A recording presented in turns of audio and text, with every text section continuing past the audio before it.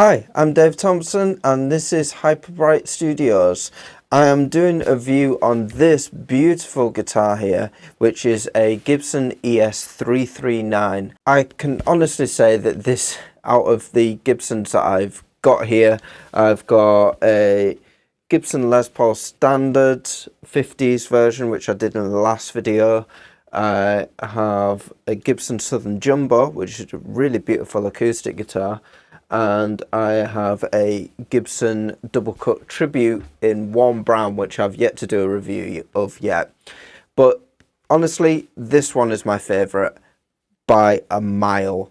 It's basically, if you take a ES335 and you make it smaller, that's what you've got. I'll just quickly go through some of the specs here from the Gibson website. It is a 3-ply AAA figured maple, popper maple top and back. On the top you have this beautiful flame. Also on the back you have an equally beautiful flame, and on the sides also a really beautiful flame. So I mean, it's a really stunning instrument. The bracing is spruce. The center block, which is the block that goes right through the center here, is made out of maple. The binding is a single ply cream. The finish is a gloss nitrocellulose lacquer, so basically a nitro finish. The neck material is mahogany with a rounded C profile. Scale length is 24.75 inches. Fingerboard material is rosewood. The fingerboard radius is 12 inches. The number of frets are 22. The frets are medium jumbo frets. The nut material is Graphtec, so that's a little bit different to some of the older ones that would use bone. The nut width is 1.7 inches. The end of board width 2.26 inches, so it starts narrower and gets wider towards this end. The inlays are acrylic small block inlays. Nickel finish on the hardware. ABR1 Tune-O-Matic bridge, so basically exactly the same as you get on a Gibson Les Paul. Tuning machines, critically, Grover Rotomatics with kidney buttons. I'll get into that later because that is important. The pickguard is a black 5-ply. The control knobs are black top hats with the silver reflector. The switch tip is cream. The neck pickup is a 57 Classic, and then for the bridge pickup a 57 Classic Plus. Now if you compare that to the Gibson Les Paul Standard, which has a burst bucker 1 and 2, I can't remember which way around it is. I think it's 1 in the bridge and 1 in the neck and 2 in the bridge. The output from the 57 pickups is slightly hotter than what you get from a 50s Les Paul Standard. Controls, you got 2 volumes, which are here, and then 2 tone controls here, and they have 1 toggle switch, hand wired with 500k pentiometers and orange drop capacitors. The string gauge comes as standard as 10 gauge strings in a Gibson hardshell case with a Gibson accessory kit. Now when you get the accessory kit with these ones, it's exactly the same accessory kit as you get with the Gibson Les Paul Standard. You get the nicer strap, you get the nicer Gibson tool that comes with it. That is basically all of the specs. Now in terms of playing it, I think I'll just go through some guitar tones. So I'm going to start off with some clean.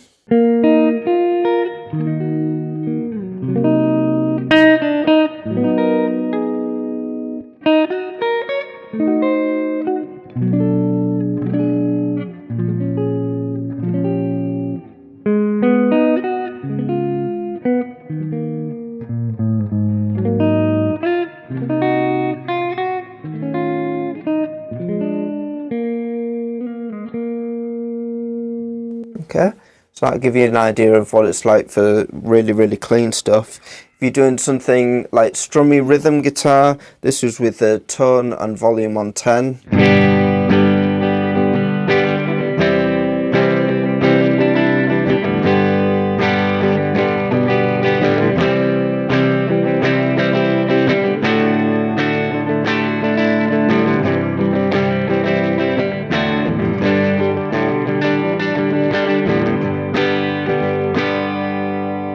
Now if I go for the middle pickup, which is a combination of the two.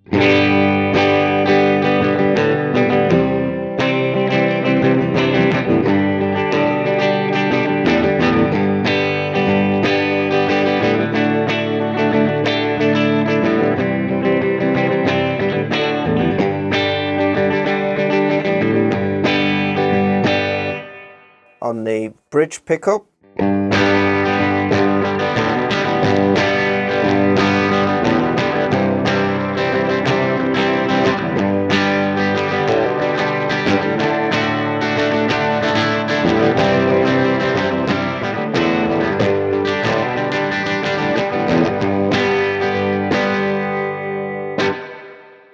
now if I go for something with no reverb on it,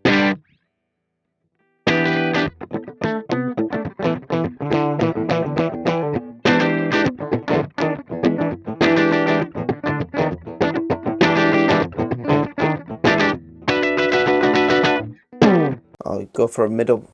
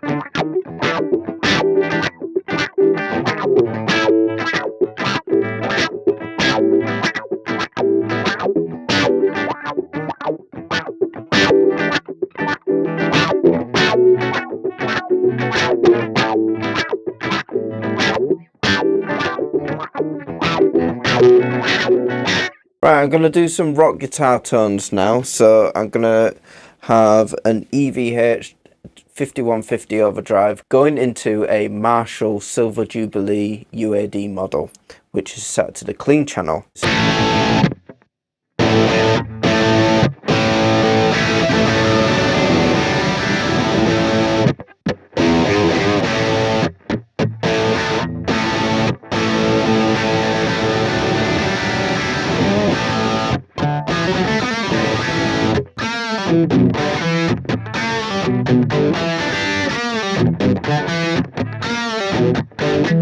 Let's try something slightly less gain.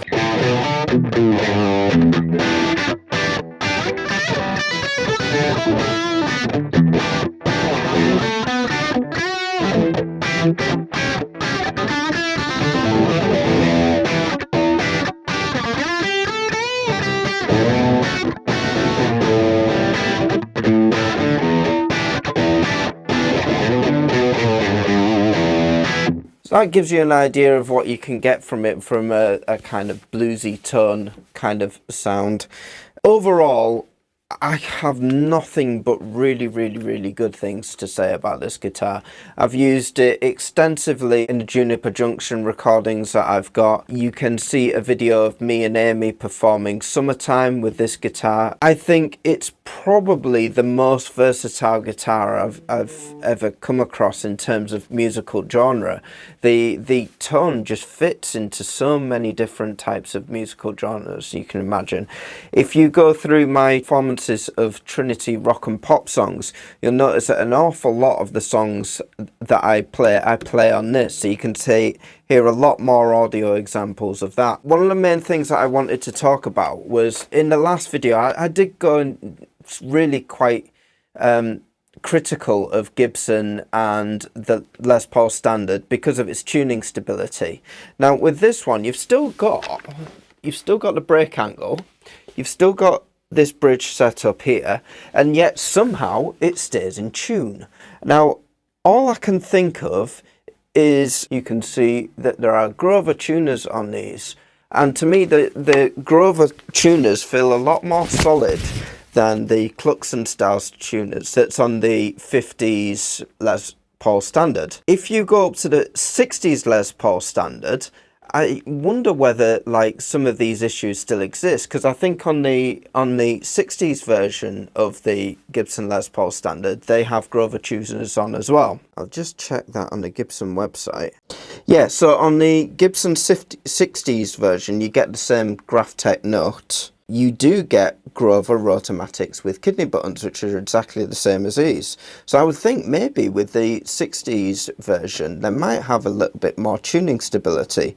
And they also have the Burst Booker 61Rs and on the neck pickups, and the Burst Booker 61T on the bridge pickup, which are slightly higher gain pickups. Now, one of the things I felt with the 50s version that I have over there was that the output of the pickups wasn't so inspiring. I kind of like slightly higher output pickups, and these have a little bit higher output, so I kind of prefer that. If you're in the market for one of these ES339s, you can't go wrong with them. They're so comfortable to play, so much more comfortable than the 335s that are just massive. I'm not the tallest guy in the world, and to me the ES335s are just really uncomfortable because they're so big, whereas these just fit comfortably for me, and it's nice and light and comfortable to play. The playability is absolutely outstanding. All of them are plecked, which was a thing that was in the Gibson custom shop only, and I think something like 2012 they went to plecking all of their production model guitars to improve the consistency of their setups. It really does show in especially these Gibson 339s, and the AAA maple top really is amazing as well. So overall, as much as I am completely critical when I need to be, I have absolutely nothing bad to say about this guitar whatsoever. It's an absolutely amazing instrument, and although expensive and incredibly difficult to get hold of, I think if I were to go with buying this in the UK, I think you'd be spending about 2,000. Some shops are at 2,399. Some shops are at 2,599.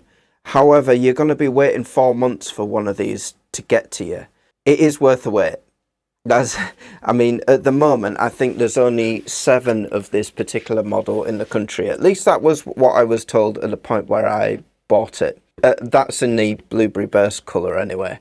And I really do think they're absolutely worth the money. It's probably, in my opinion, the best production model Gibson, without going into Gibson custom shop, that they make. Most comfortable, most versatile, nicest tone, best playability. The tuning stability is really good as well, which surprised me pleasantly, because you know, sometimes with Gibsons the tune stability isn't that great, but on these it really is. So buy it. If you have the money and you want something that's like this, just do it. I am just going to finish up and say, please like, share and subscribe to the channel, and I will do more reviews like this. I've got some other guitars to go through and some interesting ones, and I will see you next time. Bye bye.